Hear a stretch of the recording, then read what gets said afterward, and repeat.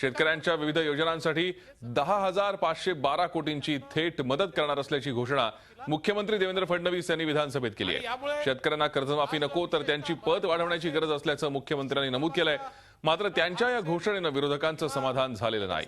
सरकारनं कर्जमाफी न केल्यामुळे निराशा झाल्याची भावना विरोधी पक्षनेते राधाकृष्ण विखे पाटील यांनी व्यक्त केली आहे।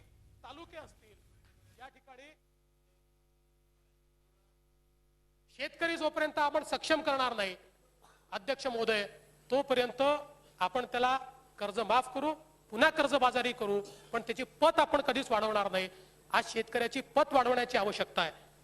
जे शेतकरी विशेषतः कापूस आणि सोयाबीन याचे जे शेतकरी आहेत, या शेतकऱ्यांच्या उत्पादनात घट आली आहे आणि त्यातले अनेक शेतकरी असे आहेत की जे इन्शुअर्ड नाही आहेत आणि त्यामुळे अध्यक्ष महोदय त्याही शेतकऱ्यांना ते इन्शुअर्ड आहे असं समजून अधिकची मदत ही कापूस आणि अध्यक्ष महोदय सोयाबीन उत्पादक शेतकऱ्याला करायचं आपण ठरवलंय आणि या मदतीच्या पोटी अध्यक्ष महोदय 7,412 कोटी रुपये हे आपण या ठिकाणी शेतकऱ्यांना देण्याचा निर्णय घेतलाय।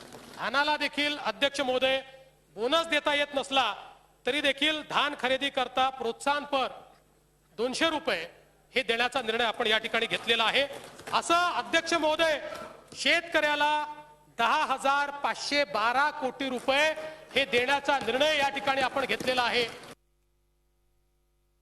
अध्यक्ष महोदय, निसर्गच कोपला, नापिकी झाली अध्यक्ष महोदय, सरकारला मी दोष देत, पण अध्यक्ष महोदय शेतीमालाला भाव देणं आणि कर्जमाफी करणं अध्यक्ष महोदय हे राज्य सरकारच्या किमान अखत्यारीतली बाब होती। अध्यक्ष महोदय, या राज्यातल्या शेतकरी आज या सभागृहाकडे मोठ्या आशेने पाहत होता। अध्यक्ष महोदय, त्याची मोठी निराशा सरकारकडून झाली। अध्यक्ष महोदय, या संदर्भात आमचे प्रतिनिधी दीपक भातुसे यांनी माजी मुख्यमंत्री आणि काँग्रेसचे नेते पृथ्वीराज चव्हाण यांच्याशी केलेली बातचीत।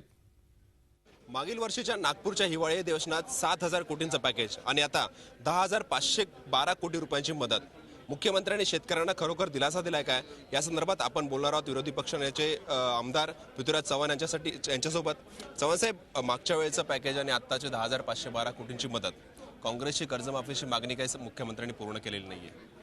आता 18,000 कोटीची बेरीज आम्ही कशी केली आहे, काय केली आहे ते मी विश्लेषण नक्कीच करणार आहे, पण आज माझी घोर निराशा झालेली आहे की आम्ही इतक्या दिवसापासून शेतकऱ्यांचे कर्ज माफ करा म्हणून आम्ही मागणी करतोय।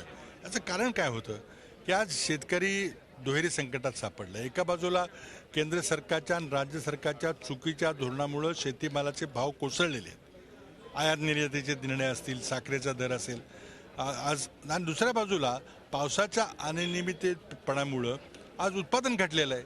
आज सोयाबीनचं किती उत्पन्न आपण सगळे पाहतोय आणि अशा परिस्थितीमध्ये ठोस मदत केली पाहिजे होती। ज्या लोकांनी कर्ज काढलं होतं त्यांचा 7/12 कोरा केला पाहिजे, त्यांचं बँकेचं अकाउंट नील केलं पाहिजे, त्याला पुन्हा कर्ज मिळण्याची व्यवस्था केली पाहिजे। पण मुख्यमंत्र्यांच्या डोक्यामध्ये कर्जमाफी केली तर बँकांना पैसे मिळतील असं आहे। आता बँकांचं खातं 7/12 कोरा न करता, अकाउंट नील न करता, आता मुख्यमंत्री जाऊन प्रत्येक शेतकऱ्याच्या घरी जाऊन काही कर्ज वाटप करणार आहेत का पुढच्या वर्षी? शेतकऱ्याला पुन्हा पायावर उभं केलं पाहिजे। आज एक संकटात शेतकरी सापडलेला आहे, त्याला पुन्हा कर्ज काढता आलं पाहिजे, त्याची पत निर्माण झाली पाहिजे। याच मागणीसाठी काँग्रेस आता रस्त्यावर उतरणार का? आम्ही आता काय करणार, आम्ही ठरवू, आमची रणनीती ठरवू, लोकांच्या मध्ये जावं लागेल, लोकांना सांगावं लागेल। लोकांची घोर निराशा झालेली आहे। आता जे संदेश यायला लागलेत राज्यातून त्यामध्ये अगदी प्रचंड तीव्र नाराजी सरकारबद्दल आहे।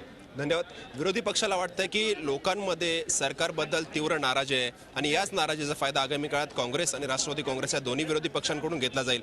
परंतु सध्या विधानसभेत आणि विधान परिषदेमध्ये विरोधकांनी जी कर्जमाफीची मागणी केली होती ती मागणी मात्र मुख्यमंत्र्यांनी पूर्ण केलेली नाहीये। व्हिडिओ जर्नलिस्ट रत्नशीलचा दीपक बातुसे, झी मीडिया, नागपूर। मुख्यमंत्र्यांनी विधानसभेत शेतकऱ्यांसाठी केलेल्या विविध घोषणांची माहिती घेऊयात ग्राफिकच्या माध्यमातून।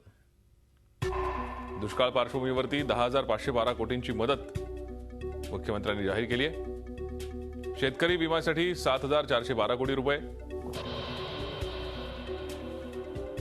कापूस सोयाबीनसाठी 1,000 कोटी रुपये, जलयुक्त शिवारासाठी 1,000 कोटी रुपये,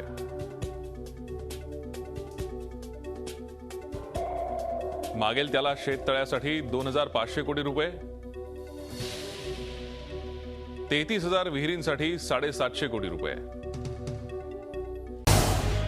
झी 24 तास रहा एक पाऊल पुढे